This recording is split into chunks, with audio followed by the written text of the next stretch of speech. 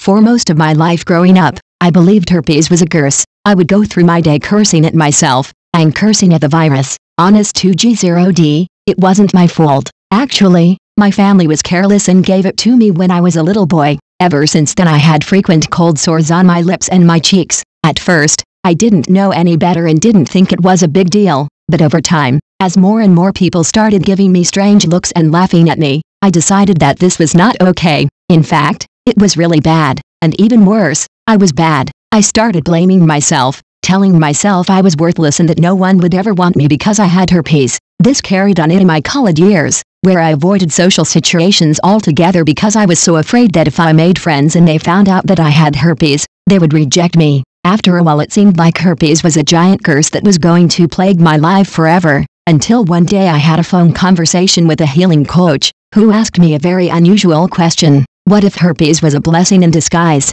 At first I was a little put off by it. I mean, a blessing? You've got to be kidding. But the more I entertained the question, the more I realized that it could be just as much of a blessing as it was a curse. Having herpes caused me to take a serious look at what was really important, and that was my self-image and my relationship with myself. Just because I had herpes, didn't mean I had to beat myself up all the time. It didn't mean I was worthless. In fact, it didn't mean anything. I created all of that meaning, for who knows what reason or benefit. But the point is, don't beat yourself up. It's not worth it, trust me. Instead, build yourself up. You are the same person inside as you were before you had herpes. So what if other people don't like or accept you at first? They probably have their own issues and problems too. We're all human. Anyways, just changing my attitude about herpes made a huge difference. And oddly enough, once I began to accept myself even though I had herpes, I started to discover how to rid myself of the virus forever. I put it all into a simple ebook that you can follow and get similar results.